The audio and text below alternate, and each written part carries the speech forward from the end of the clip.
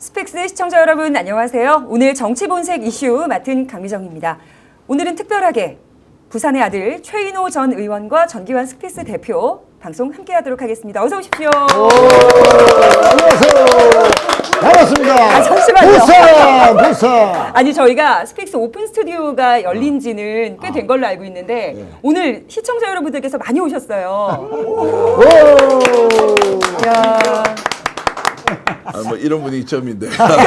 기분은 좋으시죠? 아니 놀랐죠. 지금 뭐 기분이 좋고 안 좋고 간에 야 이런 방식으로 방송을 할 수 있구나. 네. 매일 시간에 쫓기면서 정신없이 살고 있는데 이렇게 애청자 여러분들께서 와주시는 것이 저희들이 큰 영광이다 이런 말씀을 드리겠습니다. 네, 진짜 대한민국에서 만나는 이제 진짜 스픽스 정치분석 이슈 시작하도록 하겠습니다. 이재명 대통령 영남에서 40% 넘긴다라는 발언이 굉장히 화제가 되고 있는데요. 부산 40 넘었죠. 울산도 40 넘었고 그리고 경남도 39. 40에 임박하는 그런 지지율을 보였습니다. 이재명 정부가 여기에서 국정의 상징적 자원을 토하고 있다라는 어떤 논평 혹은 입장들이 연일 보도가 되고 있는데요. 그렇습니다. 최인호 의원님 반가우시죠? 너무 반갑고 첫 국무회의에서 해양수산부 부산 이전 당장 추진하시오. 굉장히 라고 시원했어요. 시원하고 다들 이제 이재명 대통령 한다면 했던 사람인데 약속 지키겠나 딱 지켜보고 있는데 첫 국무회에서 바로 콕 집어서 해양수산부를 부산으로 신속하게 이전을 추진하세요. 예. 라고 하니까 해수부 공무원들이 사실 부산 오기 싫잖아요. 가족들도 이사해야 되고 번거롭긴 하죠. 또 부처의 위상이 또 내려갈 것 같은 걱정도 있고 뭐 이런저런 걱정이 태산인데 내려가시오 라고 딱 하니까 이제 바로 월요일날 금요일날 지시해서 주말 지나고 월요일날 해수부에서 이전 추진단을 바로 만들었습니다. 그러면은 단순한 대통령의 유세가 아니고 일단 영남권에서 정권의 의미를 묻는 미시적 개헌 실험이다. 근데 그 실험이 왠지 성공적일 것 같다라는 메시지가 담겨 있는 것 같거든요. 그렇습니다. 약속은 꼭 지킨다. 마지막 유세 부산역 그 광장에서 이재명 대통령 당시 후보가 저 이재명은 반드시 한다면 합니다. 못하는 거는 못하는 거고 한다고 했으면 반드시 하겠습니다. 해양수도 부산 이재명 책임지겠습니다. 이렇게 했습니다. 근데요, 대통령께서 이번 지선에 부산에 불나겠네 라는 이 언급이요. 그냥 단순한 불꽃 튀겠다, 좀 치열하겠다라는 의미라기보다는 정치 지형이 뒤집힐 것 같아. 왜냐하면 대통령 촉이 굉장히 좋으셨기 때문에 지금까지. 선거 결과에 대한 기대를 뭐 지금부터 한다 이렇게 이제 보는 것은 좀 단면적인 것 같고요. 복합적으로는 지금 국가균형 발전이라는 중요한 과제를 부울경에서 이제 일정하게 지지를 받았지 않습니까? 40% 전후의 지지를 받았다는 것을 국가균형 발전의 동력으로 어떻게 삼을 것이냐는 생각이 우선적으로 있을 것이고요. 뭐 이미 대통령이 됐는데 5년 임기 보장인데 그 지역에서 선거를 반드시 이겨야 한다. 뭐 이기는 것이 좋겠지만 또 국정 운영의 동력을 확보한다는 면에서 의미가 있지만 대통령이 부산, 울산, 경남을 통해서 국가 균형 발전의 전초 기지를 만들어야 한다. 그러면 지지율의 문제가 아니라 일단 출발 지점에서 부산, 울산, 경남에서 보여줬던 이런 그 지지자들의 열의를 의지를 받들어서 우선적으로 부울경 메가시티 그리고 해수부 이전, HMM 본사 이전 이런 것들을 실행하겠다는 것을 보여줌으로써 어떤 지역이든 국가균형 발전에 의지가 있다라는 것이죠. 대한민국이 대통령이 되고 싶은 거 아닙니까? 또 정치적으로 다 통합적인 대통령이 되고 싶을 테고 그런 면에서 이걸 던졌다고 보는 것이 맞고 내년에 이제 부산에서 불나겠다라고 하는 것은 그것은 이제 부산에서 정치하는 사람들이 책임지고 부산 시민들로부터 동의를 받아야 되지 이재명 대통령이 지지율이 좋고 인기가 좋다라고 해서 반드시 이기느냐 그런 지역도 또 아니라는 거죠. 그러면 토대를 대통령이 만들어주고 공약사항을 이행하는데 그것은 국가균형발전이라는 큰 틀에서 이루어질 것이고 개별적으로 경쟁해서 이기는 것은 이제 부산에서 정치할 사람들 제대로 준비해서 국민주권 시대에 맞는 뭔가 부산 시민과 좀 이렇게 소통하고 융합할 수 있는 이제 자신만의 경쟁력을 키워라라는 메시지가 저는 포함되어 있다고 봅니다. 과거의 민주당의 경우에는 부울경에서 30% 지지율만 넘겨도 선방했다. 그렇죠. 이런 기분이 선방이 들었는데, 아니고, 그렇죠. 선방이 아니고, 그렇죠. 왜냐하면 김대중 대통령이 당선되던 97년도에 DJ 득표율이 부산에서 15.4%, 15.4%. 그때에도 당선될 때. 그런데 2002년도에 노무현 대통령이 받았던 득표율은 29.9, 30%. 더블 스코어. 더블 예. 두 번은 늘었는데 왜 이게 결정적으로 노무현 대통령이 탄생되었던 부산의 득표의 의미냐. 자, 노풍이 왜 광주에서 일어났을까? 2002년 광주 경선에서 2002년 1월달 광주 경선에서 당시 가장 유력한 후보였고 압도적인 지지율에 앞서가던 이인재 후보를 제끼고 네. 광주 경선에서 노무현이 1등을 해버렸어요. 그 순간에 이제 그 경선이 끝나버렸는데 노무현 대통령 후보 거의 사실 확정을 지었어요. 그럼 그 당시에 광주 시민들이 왜 노무현 후보에게 1등을 줬을까라는 것은 이인재는 배신자. 그 당시 민자당의 입장에서 보면은 이인재가 그 전에 대통령 후보를 출마해서 25%를 가져가는 바람에 DJ가 어부지리로 당선되었다. 네. 그런 인식이 있었던 거죠. 그렇죠. 36% 대통령이 됐는데 DJ. 아, 이인재는 배신자니까 이제 표 못 줘. 이거를 광주분들이 아시고 그러면은 영남에서 부산에서 표를 받을 수 있는 후보라야 게임이 된다 이창하고. 예. 그래서 아무리 생각해도 영남에서 그것도 부울경에서 30%는 나와야 이게 근소하게라도 이길 수 있는 길이 열리는데 찾아보니까 당시 1% 2%밖에 뭐 전국적인 지지율이 없었던 노무현이 부산에서 떨어지고 또 떨어져도 35% 40%는 받았거든. 네. 부산시장에 나왔어도 40% 가까이 받고 국회의원 나왔어도 40% 받고 떨어졌지만 든든한 지지층이 확보가 됐다는 거네요. 거죠. 그러면 노무현이 받은 그 총선과 부산시장 표 30%만 하면 대선에서 나오면 이긴다. 이렇게 해서 딱 29.9를 받았는데 DJ 대통령은 30만 표 차이로 이겼고 네. 노무현 대통령은 그 덕분에 50만 표. 왜 부산이 그때 중요하냐면요. 95년도 당시에 부산의 인구가 391만이었습니다. 15%가 약진하면요. 25만 표가 저쪽 같은 표가 이런 넘어오기 때문에 50만 표 효과가 있는 거예요. 네. 부산만. 그러니까 딱 50만 표 이긴 거잖아요. 그래서 부산의 30%는 그 당시에 당선 보장이다 했는데 딱 그대로 됐죠. 근데 이재명 대통령은 부울경에서 40%를 확보를 했단 말이죠. 그런데 지지층에서 보면 대통령께서 부울경의 이번에 지역균등 발전의 한 축으로 올인을 하시려나? 네. 라는 추측도 그렇습니다. 하고 있어요. 그러니까 우리 전 대표님께서 아까 너무나 잘 지적해 주셨는데 부산에 대한 메시지 해양수산부를 빨리 추진해라. 신속하게 추진해라는 것은 네. 부산만 발전시키겠다는 게 아니고 이제 수도권 공화국으로서는 대한민국이 경쟁력이 이제 다 했다는 거죠. 네, 맞습니다. 맞습니다. 전국적인 경쟁력, 특히 지방의 이 잠재적인 경쟁력을 끌어올려야 세계 탑5, 우리 국민소득 5만 불, 이 시대를 열어갈 수 있다. 이제 수도권만 가지고, 수도권만 발전시켜도 3만 불까지 왔고, G10까지 오는 가정에는 불균등 발전 전략이 맞는 겁니다. 네. 우리가 70대, 80대 중하공업으로 우리가 산업 종목을 선택해서 선택과 집중을 했듯이 지역으로 보더라도 알면서도 의도적으로 수도권 중심으로 발전시켜 온 거예요. 그러나 이게 한계가 달라서 극단적으로 수도권으로 젊은 사람이 오니까 젊은 사람 취직도 안 되고 취직이 안 되고 결혼도 안 하고 출산율이 떨어졌어요. 그러면 나라가 지금 없어질 판 아닙니까? 국가 경쟁력의 가장 큰 제해 요소가 출산율 저하인데 그 출산율 저하는 수도권의 가밀 집중화 때문에 생긴 겁니다.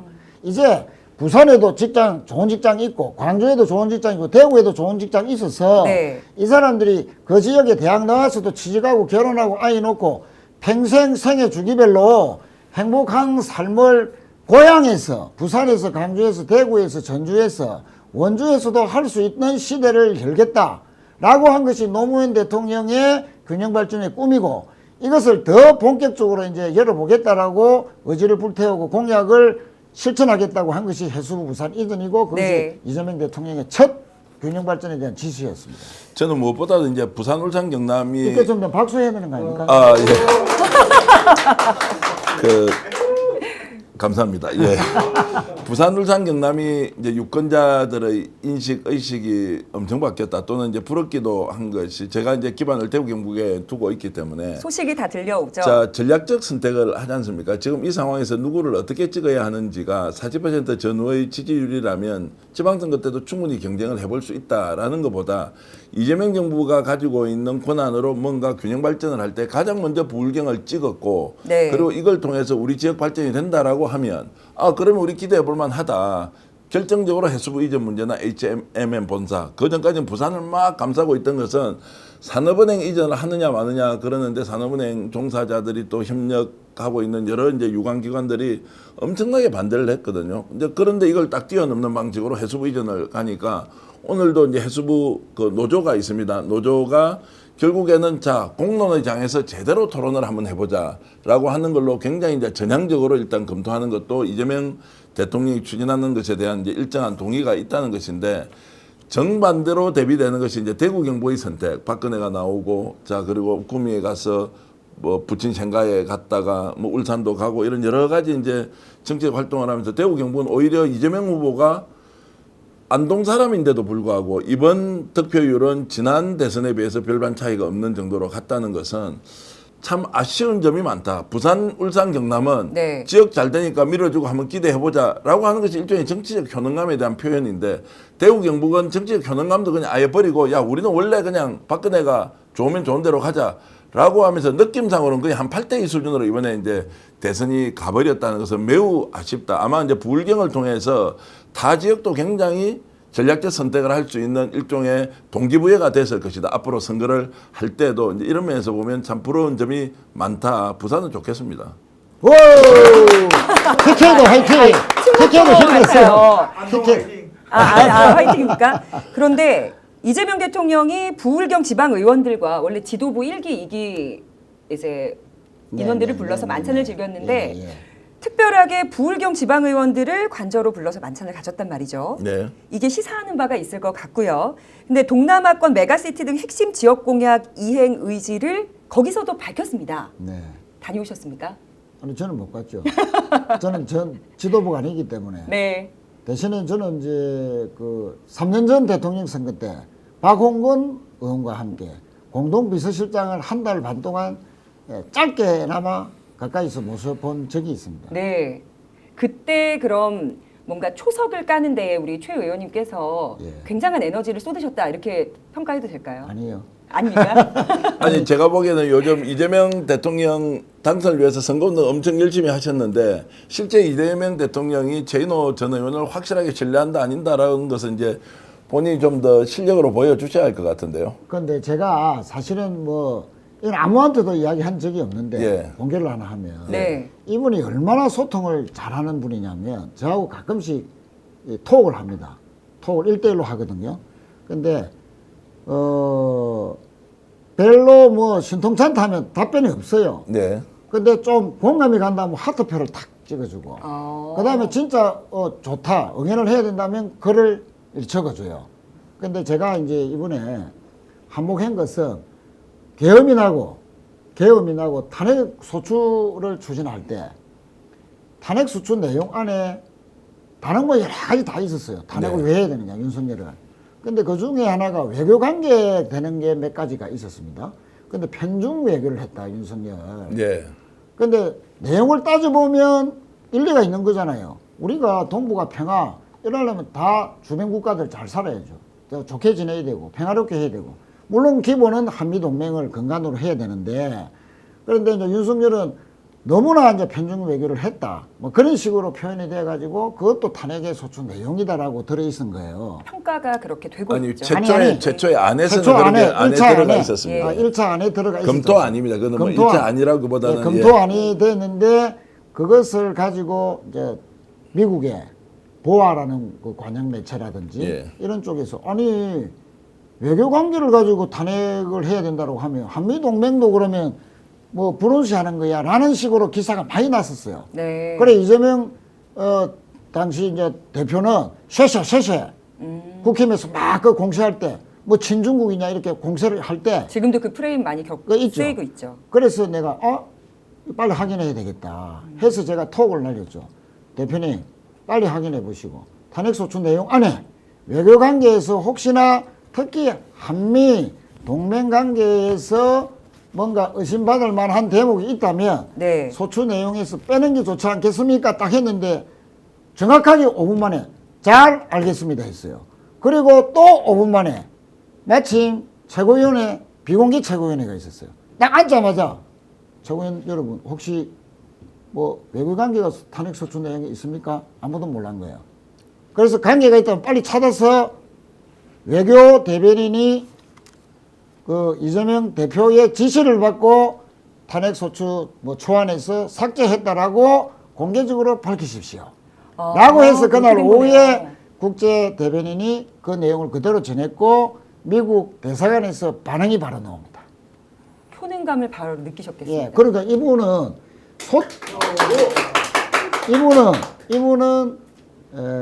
소통을 너무 잘하는 대가로 네. 이렇게 저하고 뭐 그렇게 물론 뭐 옛날에 과거에 한때나마 비서실장 했고 또 토익을 했고 내가 49.6%로 지니까 먼저 토익을 주셔가지고 너무 아깝다. 뭐 소송 중인데 잘 해보시라 하고 전화도 하고 지나가다가 뭐 회의 마치고 원총회 마치고 또는 뭐 위원장 회의 마치고 나올 때 같이 걸어 놓을 때는 잘 돼 갑니까? 재판 잘 돼 갑니까? 꼭 이기십시오. 뭐 그렇게 격려도 해주고 그 내가 또 재판 일일이 돼 가는 것도 한 번씩 이렇게 보고를 하면 아유 고생 많습니다. 이렇게 내려는 이제 694표 차로 졌다고 틈틈이 위로를 해줬습니다. 지난 총선 때 말씀이죠. 아니 이번 저 총선 끝나고 이번 그거- 대선 가는 과정에서 그러니까 그 이제 결과를 총선 가지고 결과를 가지고. 예. 위로를 해주셨던 거죠. 예. 그래서 하여튼 그랬는데 어쨌든 이제 이분이 참 그 소통하는 거는 달인이다. 그리고 이번 대선 과정에서 제가 임기택 IMO 세계 바다 대통령 네. 국제해사기구 IMO 그 임기택 그 사무총장을 제가 추천했잖아요. 또 4시간 만에 보자마자 누구누구와 상의해서 바로 추진하십시오. 아, 네. 진짜 그러니까 일꾼 프로젝트를 우리 최 의원님께서 선행하셨다라는 그리고 이렇게 그 당시에 해석이 되네요. 그러니까 그분이 인력 국민 대통합 전국선대위에 중앙선대위에 그 이석영 법제처장하고 같이 국민통합위원장을 맡고 부산 총괄선대위원장을 맡았죠. 그러니까 이분은 귀가 이렇게 열려 있어요. 딱 맞다 싶으면은 당장 이렇게 수용하죠. 제가 이제 질문 드린 거는 대통령하고 친합니까 안 친합니까? 이 질문이 정도면- 이걸 이렇게 풀어서 설명을 해주신 그래 거죠. 이 정도면 친한 거 아닙니까 여러분? 예, 바로 개인 톡이 가능하고 피드백도 5분 안에 그렇습니다. 받는다라는 걸로 저는 가능하겠습니다. 개인적 부탁 아무도 안 했어요. 예. 꼭 당에 필요한 거, 대통령이 필요한 거, 당시 대표가 필요한 거는 꼭 했는데 그걸 꼭 보고 답변이 있더라. 근데 아무 반응이 없던 거는 한 10개 중에서 한두 개밖에 없습니다. 어쨌든 하트표 정도는 달아주더라고. 이번에 네. 이재명 대통령이 이제 부산에 불 나겠네라고 이제 했던 그 표현은 이제 내년에 실제 지방선거 때 기대를 많이 한다는 거 아닙니까? 정부 차원에서는 이제 공약상 이행을 하고 신속 추진 이런 것들이 이제 연이어서 나오고 있는데 그 부산에서 이제 불 나겠네라고 하면 이제 실제로 민주당에서 뛸만한 후보들은 좀 많이 있습니까 지금? 지금 뭐 몇 분들이 자천 타천으로 거론되고 있고 타천이라고 하는 것은 당사자가 이제 동의를 하지 않았던 것이고 뭐 이래저래 해자가 되고 있다는 거죠. 회자가 되고 있는 좀 이야기 한번 해보시죠. 부산시장 후보로 민주당에서 뭐 거론되는 최인호도 분. 있고 예. 네. 우리 전재수 의원도 표현 안 하지만 내심 예. 생각이 있을 수 있다. 예. 박재호 예, 예. 뭐 이런 분들 박재호 전 의원 예, 또 누가 있습니까? 이 방송 뭐 전국에서 다 보니까 부산 국회의원들 전직 국회의원 다 기억을 못하니까 뭐 그런 분들 뭐 이재성 지금 시당위원장도 좀 생각이 있었죠. 예, 뭐 이번에 그런- 서은숙 최고위원도 이번에 식사 초대 받았던 부산 쪽에는 전 현직 지도부님 물론 한 분이 본인이 뭐 그렇게 뭐 생각이 있을 수는 있는데 직접은 못 들어봤고. 아 그래요? 예. 근데 인물군이 이렇게 정리되고 있다는 거는 그만큼 긴장감 있는 지선이 될 것이다. 라는 말씀 아마도 같은데요. 제가 보기에는 부산 쪽에서는 지금까지 해왔던 정치의 패턴들이 있었을 거예요. 네. 그러니까 민주당 후보가 어떻게 이제 합의 추대가 되든 아니면 뭐 경선을 하든 이제 이런 것들의 이제 과거 공식이 있었을 것이고 이재명 정부 시대에 이제 지방선거 출마하는 민주당의 그 패턴은 자 어떻게 갈 것이냐 당원 주권주의라는 것을 이제 시작했고 네. 최근에 있었던 이제 뭐 이번에 이제 실행되는 원내대표 경선에도 당원 권리당원들이 네, 20% 20% 가 반영되는 들어가죠. 구조지 않습니까? 그러면 자 대통령 국민주권의 시대에 당원주권주의로 이렇게 탄생했습니다. 내년 지방선거 때는 그럼 어떤 방식으로 할 거냐? 지금까지는 자, 한번 생각해보세요. 국회의원이 자기 지역에 있는 기초의원, 광의의원 사실상 뒤에서 밀고 누가 민다 어쩐다라고 하면 반은 이미 내락이 돼 있는 상태. 절반 정도는 뭐 경선을 했다고 치더라도 이번에는 완전히 바뀔 것 같은데, 그러면 대표적으로 부산에서 당원 주권주의가 실현되는 것을 시민 주권주의까지 확장을 시켜서 후보를 뽑는다면 훨씬 더 경쟁력 있지 않겠습니까? 그렇습니다. 거기에 가장 적응을 잘하는 후보가 유리할 것이다. 그게 무엇인지는 지금 알 수 없지만 그래서 시대적 변화를 읽고 거기에 먼저 적응하는 쪽에서 유리한 고지를 점령하지 않겠느냐는 생각이 듭니다. 그렇습니다. 그 이제 우리가 보통 광역단체장 경선은 이제 시민 여론조사 50%, 당원 50% 아마 그 골격은 유지가 될 것 같고요.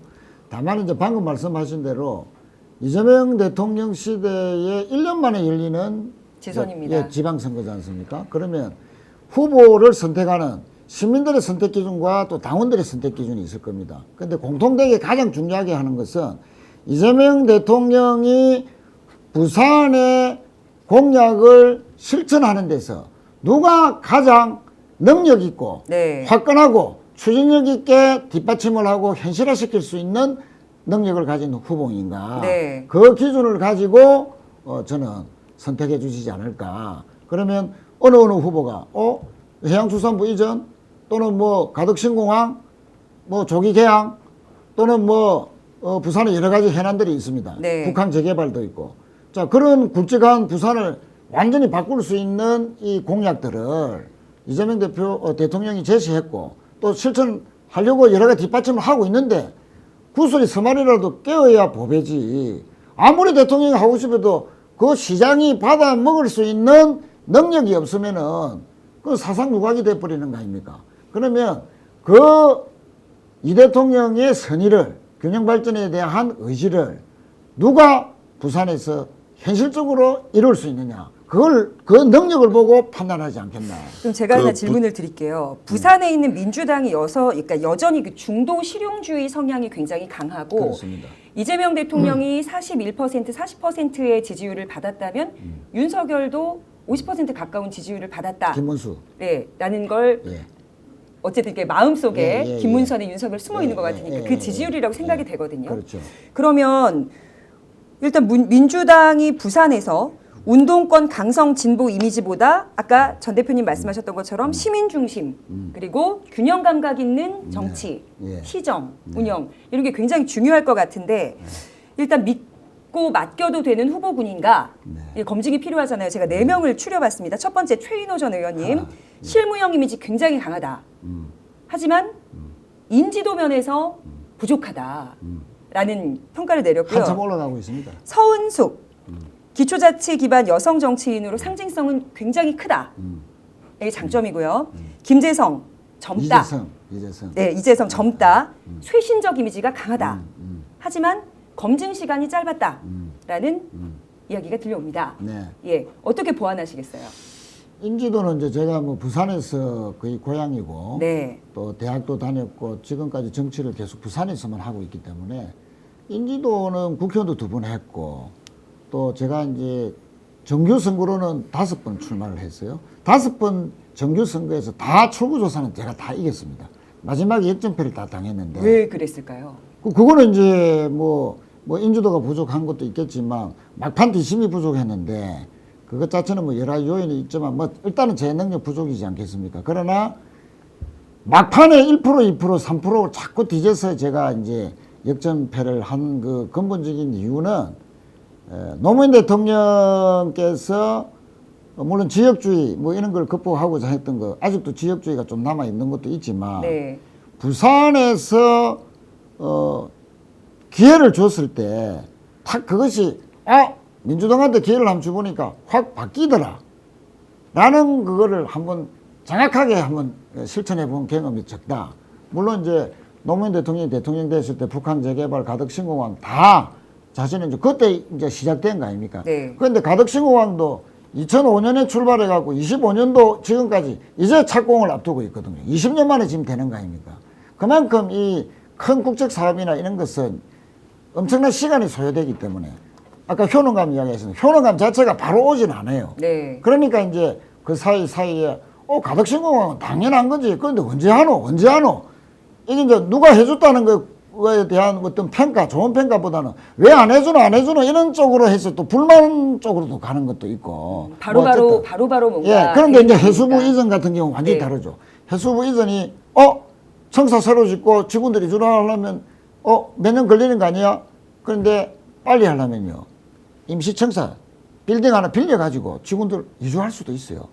그럼 청사는 나중에 지을 수도 있는 거 아닙니까? 이건 내 생각이지만 예. 자, 이렇게 속도감 있게 진행하라라는 대통령의 그 말씀은 이런 식으로 빨리 할 거는 부터 해놓고 네. 또 뭐 이사하고 청사를 새로 짓고 뭐 또 그 클러스터를 만들고 이런 거는 그 옮기는 과정에서 옮겨놓고 해도 된다. 뭐 이런 정도의 주문이 아닐까. 그러면 이런 것을 정확하게 뜻을 읽고 실행에 와야 되죠. 그럼 해수부 공무원들도 설득하고 부산 시민들한테도 양해 구하고 당장에 이렇게 옮겨야 되는데 부지도 확보해야 되고 예산도 들어야 되고 이렇게 하는 시민 여러분 일단 빌딩부터 빌려서 이렇게 하도 되겠습니까?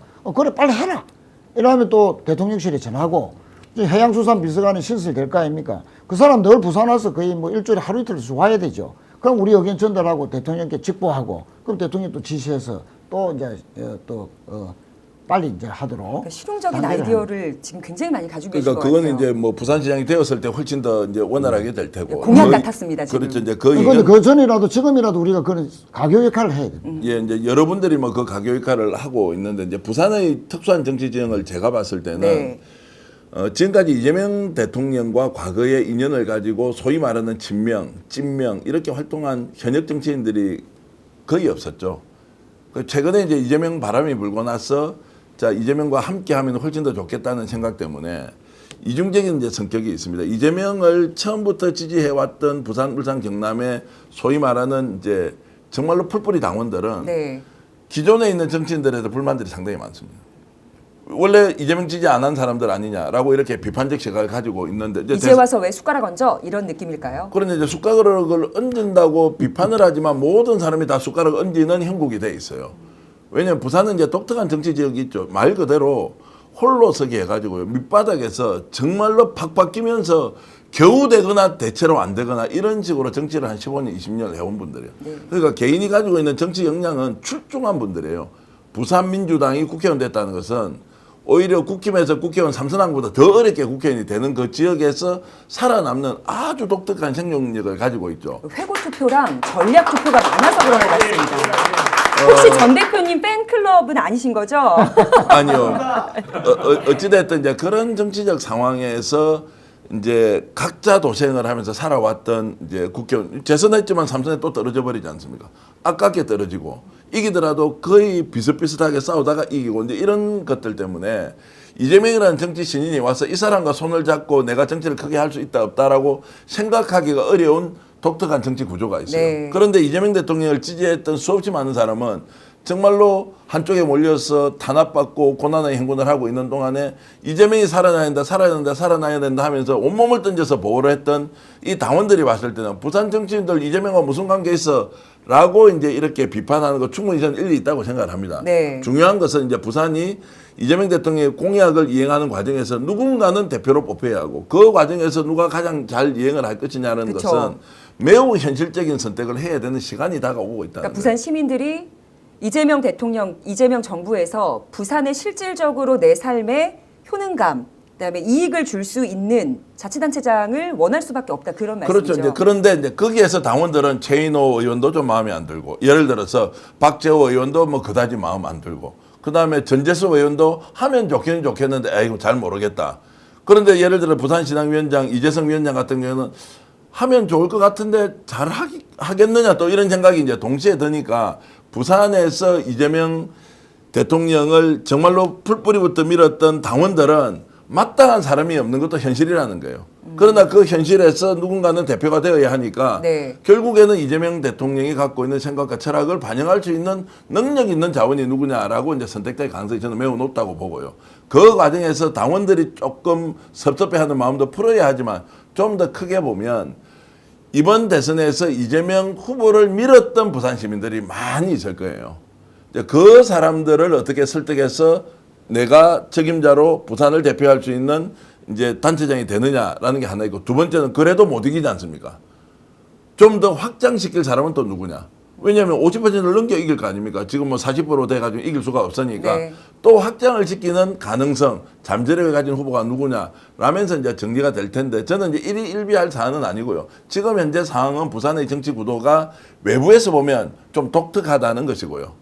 그러나 좀 더 현실적으로 생각하면 가능성이 있는 것을 풀어낼 리더십을 가진 주자가 나와서 설득을 시켜야 하는 과제를 동시에 가지고 있다고 저는 봅니다. 그러면 정권하고도 잘 긴밀하게 연결되는 인물이어야 하고 지역과도 잘 연결되어야 되는 인물이 동시에 소통 능력까지 좋아서 실행 능력을 갖추면 그 사람은 50% 이상의 득표율을 얻을 수 있겠다라는 평가인 것 같은데. 그렇죠. 뭐, 아주 뭐 정리를 잘 해주셨고요. 근데 이제 이재명 대통령과 오랫동안 동고동락을 한 정치인은 부산에 아무도 없습니다. 네. 길어봤자 한 1여 년 정도 수준이고, 뭐, 그래봤자 6개월 된 사람하고 1년 된 사람 50보 100보 아닙니까? 자, 그렇듯이 왜 그렇게 되냐면, 부산에는 노무현 대통령의 그 어떤 정책과 가치만 살아있는 것이 아니고, 인맥적으로 보더라도 학생운동 때부터 시민운동을 했던 사람들, 또 이래저렇게 얽히고 설키어서 노무현 대통령의 어떤 범인맥들, 이 또 부산 정치의 주례를 이뤘고요. 네. 물론 기득권적으로 활동한 것도 있지만 그러다 보니까 부산 사람들은 노무현 대통령의 가치와 철학과 그 정치인이 얼마만큼 접목이 잘 될 것이냐를 놓고 판단을 하는 것이지 이 정치인을 먼저 놓고 노무현 대통령 관계를 하는 것은 아니었다 지금까지는. 네. 그러나 이제 이재명 대통령이 첫 출마했던 12년도입니까? 그때 이제 문재정하고 경선할 때 안희정, 뭐 이재명이 세 사람이 3파전을 벌였지 않습니까? 그런 이제 선거 때, 이재명이는 그 정치는 그때 이제 부산에 처음 나온 거예요. 근데 부산에서는 이제 3등을 했죠. 네. 1등 문재인 당연히, 2등이 이제 안희정인데, 의외로 보니까 안희정 턱 밑에까지 온 거라, 이재명이라는 분이. 1%. 성남시장인데, 네. 뭐 기초단체장 하는 사람이 뭐 부산에서 표가 이렇게 많이 나오노? 알고 보니까 이 손가락 혁명군들이 부산에도 많이 있었던 겁니다. 그분들은 찐명들이에요. 부산에 해봤자 그때 뭐 몇백 명밖에 더 됐겠습니까? 지금은 이제 뭐 몇만 명으로 불어났지만. 그런데, 당원들이나 찐팬들은, 시민들에는 찐명들이 많다. 그러나 정치인 중에서는 다 노무현 대통령이나 문 대통령이나 박원순 시장이나 다 그렇게 기성 정치권의 유력주자와 연계가 되다 보니까 이렇게 아무도 사실은 뭐 5년 전부터 이재명하고 관계 있었던 정치인 출마 군 속에서 손들어봐면 아무도 못 들이죠. 자, 그런 관점이기 때문에 아까 우리 정기환 대표님 너무나 잘 설명했듯이 네. 지금은 관계, 이재명 대통령과의 관계에서 뭐 친이나 이런 사람 아무도 없고 다만 이제 선택의 기준이라는 것은 이재명 대통령의 국가균형 발전에 의지가 부산에서 어떻게 구체화될 것인지 그 공약들을 어떤 능력을 발휘해서 현실적으로 만들어내느냐, 그 만들 적임자가 누구냐, 그것이 이제 이재명 대통령을 성공하는 길이다, 성공시키는 부산에서의 길이다라고 이제 판단을 했을 때 이제 그것이 가장 큰 선택의 기준입니다. 두 분께 제가 보기에는 이제 지금 우리가 이 논의를 이제 지역적으로 보면 왜 부산, 울산, 경남 이야기를 하느냐라고 하지만 실제로 국정 운영이라는 것은 대한민국을 구성하고 있는 모든 지역이 다 중요하고 모든 산업 분야가 네, 중요하지 맞습니다. 않습니까? 그러면 저는 이제 이런 논의나 논쟁들이 좀 더 활발하게 이루어져야 한다. 예를 들어서 내년에 지방선거를 하게 되지 않습니까? 지방선거를 하면 좀 더 많은 후보군들이 지금 나왔어. 우리 네. 지역 문제를 어떻게 할 것인지, 이재명 정부가 어떻게 호흡을 맞출 것인지 자유롭게 토론하고 논쟁하고 그 과정에서 조금 불편한 일이 있다 하더라도 매우 치열하게 이런 과정들을 거치면서 좋은 사람들을 발굴하고 그 과정에서 출마는 또 후보 자신도 엄청 지금 성장을 할 거 아닙니까? 네. 그러면 대통령과 친하다 안 친하다고의 문제가 아니고 제가 아는 이재명 대통령은 관계라는 것은 출발 지점에 불구하고 궁극적으로는 실력과 역량으로 사람을 쓰고 안 쓰고는 결판 날 것이다라고 하는 것은 본인이 살기 위해서도 관계를 중시할 수가 없어요. 원래 살아왔던 것도 관계라는 것을 인정만 하지 중시하지 않았기 때문에 네. 그러면은 부산, 울산, 경남의 발전을 어떻게 할 것이냐라는 부분을 실력과 역량으로 가도록 부산에 있는 정치인들이 빨리 나서서 다 활발하게 활동을 해라라는 것이 매우 중요하고 그런 것들이 부산, 울산, 경남이 아니라 대구, 경북도 그러면 22%, 24% 얻었다고 저 쫄딱 망해야 하는 것도 아니지 않습니까? 그쵸. 그 지역도 좌절하고 실망하고 있지 말고 그 지역에서 내년에 지방선거를 계기로 어떻게 다시 일어설 건지를 좀 논의하고 활발하게 토론을 하고 그 과정들이 좀 알려지면 결과적으로 그 지역에서 일어나는 풍부한 토론이 이재명 정부를 성공시키는 중요한 이제 밑거름이 된다는 인식으로 이 토론이 불경의 문제가 아니라 네. 전국적인 이슈를 다룰 때 지역에서 지금부터 농객들이 출마 예정자들이 함께 나서서 치열하게 저는 싸우는 공간을 우리가 만들어가는 것이 중요하다고 생각합니다. 맹렬설이었습니다. 맹렬설. 예, 저희가 그- 일주일 동안 그 이재명 정부의 K 국무회의를 보고 있지 않습니까? 잠깐만요. 샘플로. 이제 예. 앞으로 이런 식으로 방송하면 안 되겠습니다. 뭐 많은 분들이 많은 와가지고 분들 부담이 하니까 아니, 커지시나 제 봐요. 이제 진심으로 정하는 것은 뭐 제인 의원이 오셨기 때문에 부산, 울산, 경남의 문제가 아니라 이제 전국적으로 이런 논의가 활발해야 됩니다. 서울 쳐다보고 있을 때가 아니라고요. 네, 지금. 네, 맞습니다. 혹시 뭐 전화 올 때 맞습니다. 기다리고 이럴 때가 아니라고요. 그렇습니다. 그 지금 현장에서 뛰어야 되고요. 네. 근데 이제 뭐 제 자랑이 아니고 부산 공약을 우리 이재성 시당위원장도 제안을 했고 전재수 의원도 제안을 했고 저도 제안을 했습니다. 근데 뭐 다른 분들은 또 여러 가지 또 제안을 했겠지만 제가 해양수도 공약의 그 한 챕터에서 해수부 이전, 네. HMM 이전, 회사 전문부번, 해양수산비서관 다 100% 받아들여졌어요. 구석구석을 다 살펴보셨던 인물인 그래서 거죠? 파일로 달라 해서 파일로 줬고 그 중간에 이제 역할을 했던 분이 전현희 최고위원이 북구강로 시대인데 빨리 공약이 필요한데 저는 이제 시장의 뜻이 있었으니까 작년부터 꾸준히 준비를 하고 있는데 서력인 거를 어떻게 정리해가지고 정진우 씨라고 있어요. 예. 그분이 또 정책통인데 그걸 같이 뚝딱뚝딱 이틀 만에 해가지고 드렸어. 그런데 이제 그 대통령 당시 이제 대표가 보고 파일로 달라 해서 파일로 급하게 또 고치고 주고 하여튼 그런 적이 있습니다. 제가 질문을 하나 받았는데요. 보수의 결집은 이재명이 싫어서가 아니고 의원님 민주당이 그 부울경 혹은 보수가 결집된 그 지역에서 민주당만의 해석으로 민주당만의 해결 방식으로 들이밀어서이다. 그걸 반감을 갖는 인물, 반감을 갖는 지지자들이 그래서 민주당에 대해 긍정적인 그 반응을 보일 수 없다. 이런 이유를 들더라고요. 네. 그러면은 이재명 정부가 영남 보수 정체성, 부산 민심 이거 어떻게 다 설득할지 생각 혹시 계획이 있으신가요? 그리고 이제 그거는 일종의 정서의 문제로 질문하시는 것 같아요. 사람은 똑똑하고 네. 정책도 좋고 뭐 다 괜찮은데 그냥 저 사람은 그냥 싫다 싫어. 참 그 정서의 문제를 참 극복하는 것이 쉽지가 않죠. DJ 대통령이 결국은 이제 부산에서 15.4%를 받아서 당선이 됐지만 그 전에 92년도 선거에서 11.7%, 네. 그다음 당선될 때 15.4%, 3.7%를 증가하는 데서요. 그때 그 표가 부산이 400만이 가까운데 아닙니까 유권자가. 그 투표율도 거의 90% 가깝기 때문에 그때 3.7%라는 거는 25만 표가 넘어오는 겁니다. 그만큼 결정인데 그 25만 표가 넘어오는 거는 누구였느냐? 지식인들, 고관여층들. 네. 정서적으로 DJ는 안 돼, DJ는 안 돼 라고 했던 사람이 IMF로 국가적 위기에 오니까 이런 위기에는 든든한 사람이 필요하지. 그래서 든든한 대통령 김대중 이 슬로건에 이제 동의해서 이제 3.7%가 넘어왔듯이 네. 지금은 이재명 대통령이 40%밖에 못 얻었지만 이제 10% 남았잖아요. 만약에 다수를 점하려면 40%까지는 왔는데 이재명 다 좋은데 좀 싫는데 이 정서를 극복할 수 있는 길은 결국은 저는 효능감.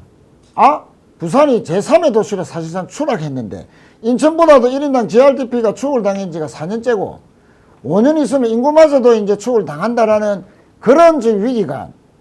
국가 소멸 도시, 위기 도시의 1호로 강력단체장 중에서는 부산이 지정된 겁니다. 이 정도로 부산이 지금 엄청난 위기로 돼 있는 이 시점에서 해양수도 공약이 만약에 5년 내내 성공해서 좋은 일자리 5만 개, 인구가 10만 명이 는다 라고 하면 그게 눈앞에 가시적으로 딱 보이려는 시점인데 이걸 성공시켰다 또는 성공시키고 있다라는 판단 하에서의 선택을 한다 이러면은 그냥 싫은 게 아니고 눈으로 보이는 이제 결과들이 보이고 있으니까 비주얼하게 내한테 지금 갖다 주는 거예요 뭔가 이익을.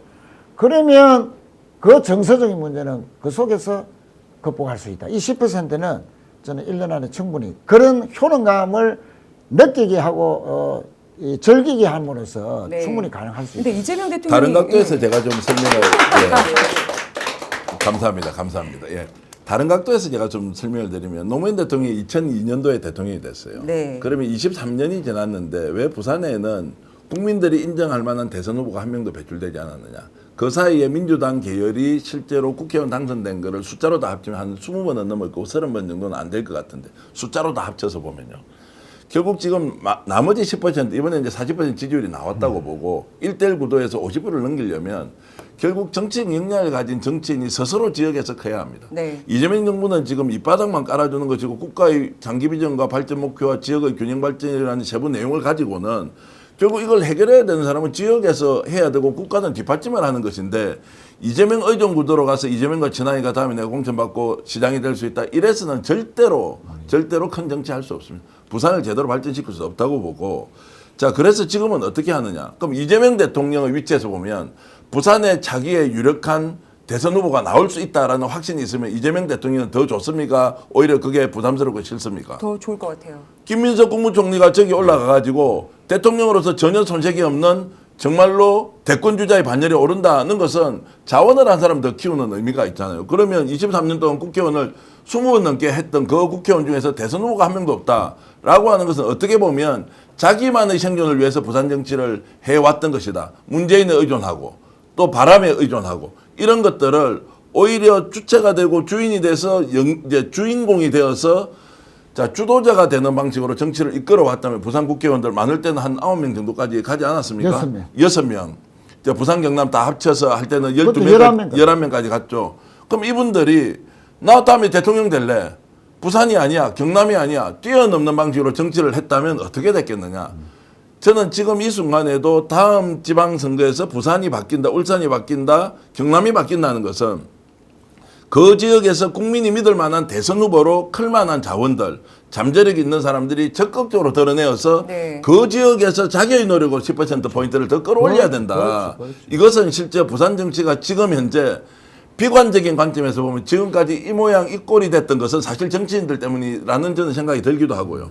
그러나 그것이 어쩔 수 없는 현실이라면 지금은 이재명 정부 시대에 맞는 새로운 부산 정치의 리더십 구축, 결국 그 정치인들이 더 큰 꿈을 향해서 뛰어가는 모습, 이것을 이제 부산 시민들이, 울산 시민들이 또는 경남 도민들이 이걸 보고 네. 아, 이 사람으로 앞으로 우리 대통령 한 번 더 만들어도 되겠네? 그 노무현을 회고하고 이제 이런 것들이 굉장히 중요하지 않겠느냐. 그 과제는 지금 이제 출마를 준비하는 분들이 공통적으로 가져야 되는 문제의식이라고 저는 봅니다. 그러니까 이재명이 싫어서가 아니고 지금 역대급 부울경에서는 최고 득표잖아요. 대선 그 대통령 후보가 받은 득표율 중에 이재명이 40%까지 끌어올렸으니까 나머지 10은 그쪽에서 준비하고 있는 각자 개인들이 끌어올려라 제가 이런 좀 비관적으로 말씀인가요? 말씀드리면요. 예. 뭐 비난 좀 해도 되죠. 예. 비판입니다. 예. 예를 지난 총선에서 국회의원들이 다 얻었던 표 총수하고 이번에 예를 들어 대선에서 얻었던 총수하고 비교하면 지난 국회의원의 개별 국회의원들이 얻었던 표가 더 많지 않습니까?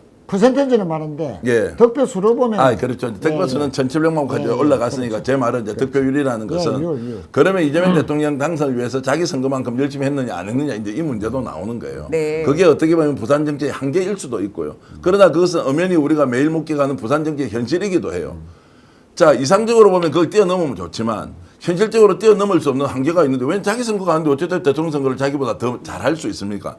다만 그런 것보다는 저는 좋은 지도자가 탄생하는 정치 문화를 정치인 스스로가 만들고 부산에서 우리 합쳐가지고 부울경에 대선 후보 한번 만들어보자 라는 이런 비전과 목표를 가진 사람이 10명 정도 있으면 네. 그 지역민들이 얼마나 정말로 뿌듯하면서 야 이번에 한번 해보자 라고 하지 않겠습니까? 심리적으로 든든함이 있죠. 예, 내가 거길 지지해도 계속해서 뭔가 자부심이 예. 느껴질 것 그러니까 같다. 그 대목이 예. 사실은 가장 실천을 해서 성공한 분이 노무현 대통령이시잖아요. 네. 자, 부산 95년도 시장 선거에서 떨어지고 노무현 대통령이 부산역 앞에 광장호텔에 사람을 한 10명 정도 모읍니다. 당시에 조승래 변호사, 문재인 변호사, 뭐 최인호도 막내고로 있고요. 저 성공해서 돌아오겠습니다. 서울에 갔다 와야 되겠습니다. 사람들이. 그래 갔다 온나 부산이 너무 험하다. 당신 일단 서울 가서 배지 달아라 해서 종로로 올라가서 종로에서 국회의원 당선이 됐어요. 네. 98년도 보궐선거에서 당선되자마자 8월 달인가 막 여름에 당선됐는데 4개월 만에 종로구 지구당 고문회의하고 부위원장 연석회의에서 노무현 대통령이 딱 선언합니다. 저 종로에 출마하지 않습니다. 부산 내려갑니다. 그때 부총재 시절에. 그 소식이 부산에 그 다음날 아침에 쫙 깔렸어요. 저한테도 말리라 말려. 서울에서 이광재 그때 사무국장 서가본 말리라 말리라. 한 번 더 하고 내려가야 된다. 이 지금 6개월도 안 돼가지고 이 다시 내려가 말이 되느냐. 딱 노무현 대통령 거절하고 부산 내려가서 북강설에 출마 딱 선언할 때요. 도와주십시오. 부산에서 당선되면 부산도 발전되지만 저 대통령 하겠습니다. 이렇게 크게 지르고 했어요. 그러니까 물론 이제 낙선이 됐지만 그 이제 크게 질른 것이 부산 사람들이 기억에 많이 남았고 네, 씨앗이 심어졌죠. 결국 나중에는 30% DJ 대통령보다도 2배 표를 주면서 바로 그 다음 선거에서 2000년도에 낙선되는데 2002년도에 대통령이 됩니다. 자, 그런 부분이 있는데 아까 이제 뭐 큰 포부를 가지고 하라 한 것은 너무나 당연한 말씀이고 부산에는 여야를 떠나서 부산을 대표하는 전국적인 정치인이 지금 없어졌습니다. 네. 예, 전부 골목 선거하고 그냥 다음 국회의원 어떻게 할까? 저도 뭐 크게 보면 그렇게 범죄했으니까 떨어지지 않겠나 보지만 이제는 부산을 넘어서서 오히려 전국을 바라보는 정치 지도자가 나와야 오히려 부산도 더 발전시킬 수 있다 하는 그런 크게 보고 선순환하는 부산 정치 시스템이 되어야 된다. 저도 한 말씀만 보태면 이제 이재명 대통령의 도움을 받아서 정치를 하기보다는 이재명 대통령이 해왔던 정치 인생 역정 과정들을 내 것으로 만드는 것. 국민들이 지금 다들 외치는 게 그거지 않습니까? 이재명 대통령 시대에 살고 싶다라는 것은 소극적인 것이고요.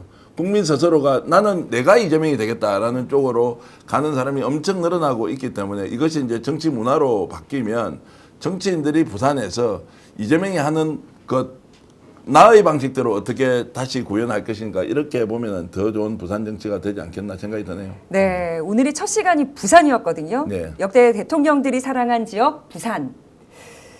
어떻게 정치 본색 이슈 여기서 마무리하기는 굉장히 네. 아쉽기 때문에 너무 아쉽습니다. 다음 기회에 한 번 더 하지만 하고 한 번만 예. 더 좀 더. 네, 스픽스 정치 본색 이슈 제 1편 진짜 부산편 여기서 마무리하도록 하겠습니다. 오늘 함께해 주신 여러분 정말 고맙습니다. 오늘 방송 어떠셨습니까? 마음에 들었다면 구독, 좋아요로 스픽스를 응원해 주십시오. 여러분들의 구독, 좋아요는 가장 큰 힘이 됩니다. 스픽스 구독, 좋아요.